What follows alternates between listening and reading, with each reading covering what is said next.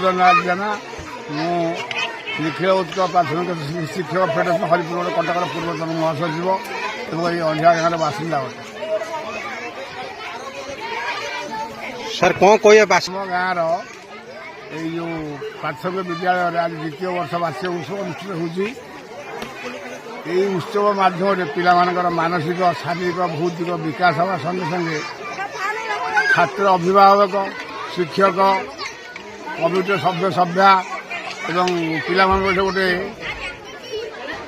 ସଫଳ ମିଶ୍ରଣର ଯେଉଁ ସଂଯୋଗ ସୃଷ୍ଟି ହୋଇଛି ଭବିଷ୍ୟତରେ ଏହା ଅନୁଷ୍ଠାନ ପାଇଁ ଉନ୍ନତିର ପଥ ସୃଷ୍ଟି କରିବ ଏବଂ ପିଲାମାନେ ନିଜର ଶିକ୍ଷା ବ୍ୟତୀତ ଅନ୍ୟାନ୍ୟ ଯେଉଁ ଶାରୀରିକ ବିକାଶ ସେଠି ହେଲା ନୃତ୍ୟ ଗୀତ ମାଧ୍ୟମରେ ତା ପାଇଁ ସଜାଗ ରହିବେ।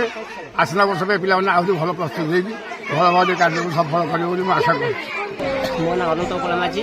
ମୁଁ ସଭାପତି ଓଡ଼ିଆ ନୋଡାଲ ଉପ୍ରା ବିଦ୍ୟାଳୟର ଦୀର୍ଘ 18 ମସିହା ଠାରୁ ଏପର୍ଯ୍ୟନ୍ତ ମୁଁ ସଭାପତି ରହିଆସିଛି। ସ୍କୁଲରେ ଯେତିକି କାର୍ଯ୍ୟ ରହିଯାଇଥିଲା ବାକି ତାହାକୁ ମୁଁ କିଛି ପୂରଣ ବି କରିଛି। ଯାହା 2 ବର୍ଷ ହେଲା ଆମ ସ୍କୁଲରେ ବାର୍ଷିକ ଉତ୍ସବ ପାଳନ କରାଯାଉଥିବାରୁ ମୁଁ ଆଜି ନିଜକୁ ଧନ୍ୟ ମନେ କରୁଛି, କାରଣ ଏହା ପୂର୍ବରୁ କେବେ ବି କରାଯାଇ ନଥିଲା। ପିଲାମାନଙ୍କର ବହୁତ ଆଗ୍ରହ ବି ଅଛି। ପିଲାମାନେ ବହୁତ ଶୃଙ୍ଖଳିତ ଭାବରେ କାର୍ଯ୍ୟ ବି କରୁଛନ୍ତି। ନାଚ ଗୀତ ଠାରୁ ଆରମ୍ଭ କରି ସବୁକିଛି କାର୍ଯ୍ୟରେ ସେମାନେ ଭାଗ ନେଉଛନ୍ତି।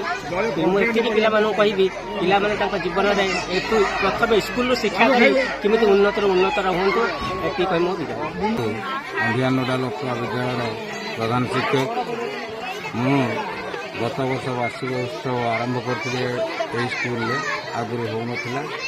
ଏଥର ମଧ୍ୟ ଗତ ବର୍ଷ ଠାରୁ ଆହୁରି ସୁନ୍ଦର ଭାବରେ ବାର୍ଷିକ ଉତ୍ସବ ପାଳନ କରୁଛି। ପିଲାମାନେ ମୋର ଶିକ୍ଷକ ସମସ୍ତଙ୍କ ସହଯୋଗରେ ଏ ବାର୍ଷିକ ଉତ୍ସବ ବହୁତ ଧୁମଧାମରେ ପାଳନ କରାଯାଉଛି। ଏ ଗ୍ରାମବାସୀମାନେ ମୋତେ ବହୁତ ସହଯୋଗ କରୁଛନ୍ତି ଏବଂ ପିଲାମାନେ ବି ମଧ୍ୟ ବହୁ ଉତ୍ସାହିତ। କମିଟି ମେମ୍ବର ଆମର ଆମନ୍ତ୍ରିତ ଅତିଥି ମୋତେ ବହୁ ସହଯୋଗ କରିଥିବାରୁ ମୁଁ ସେମାନଙ୍କୁ ବି ଧନ୍ୟବାଦ ଦେଉଛି ଏବଂ ବାର୍ଷିକ ଉତ୍ସବକୁ ପରବର୍ତ୍ତୀ ସମୟରେ ଆହୁରି ଭଲ ଭାବରେ କରିବା ପାଇଁ ଆମେ ପ୍ରୟାସ ଜାରି ରଖିବୁ। ମୁଁ ଅବସରପ୍ରାପ୍ତ ପ୍ରଧାନ ଶିକ୍ଷକ ମୁଗଗଡ଼ିଆ ଏବଂ ଏହି ଏରେଣ୍ଡେଇ ଆଞ୍ଚଳିକ ସାଧନ କେନ୍ଦ୍ରର ସଂଯୋଜକ ଭାବେ 14 ବର୍ଷ କାର୍ଯ୍ୟ କରିଛି। ଆଜି ମୁଁ ଏଠି ମୁଖ୍ୟ ବକ୍ତା ଭାବେ ଯୋଗ ଦେଇଥିଲି। ଦେଖିଲି ପିଲାମାନଙ୍କର ଯେଉଁ ଅନ୍ତର୍ନିହିତ ସୁପ୍ତ ପ୍ରତିଭା, ଯେ ଆଜି ସେମାନେ ନୃତ୍ୟ ଗୀତରେ ଯେଉଁ ତାଙ୍କର ପାରିଦର୍ଶିତା ପ୍ରଦର୍ଶନ କଲେ ଅତି ଆନନ୍ଦିତ ଏବଂ ଏଇଭଳି ବିଦ୍ୟାଳୟରେ ପିଲାମାନଙ୍କର ବୌଦ୍ଧିକ ବିକାଶ କରିବା ପାଇଁ ଅନ୍ତର୍ନିହିତ ପ୍ରତିଭାର ବିକାଶ କରିବା ପାଇଁ ବାର୍ଷିକ ଉତ୍ସବ ପାଳନ କରାଯିବା ଉଚିତ ଏବଂ ପିଲାମାନଙ୍କୁ ସେଥିପ୍ରତି ଅଧିକ ପରିଶ୍ରମ ଏବଂ କୌଶଳ ଶିକ୍ଷା ଲାଭ କରିବା ଉଚିତ। ଖଗେଶ୍ୱର ହାଇସ୍କୁଲ ଛୟାଳସିଂର ଅବସରପ୍ରାପ୍ତ ପ୍ରଧାନ ଶିକ୍ଷକ ହିସାବରେ ମୋର ଏଇ ଯେଉଁ ଅଣ୍ଡିଆ ନୋଡାଲ ୟୁପି ସ୍କୁଲର ଯେଉଁ ବାର୍ଷିକ ଉତ୍ସବ ସମାରୋହରେ ମୁଁ ଯୋଗ ଦେଇଥିଲି।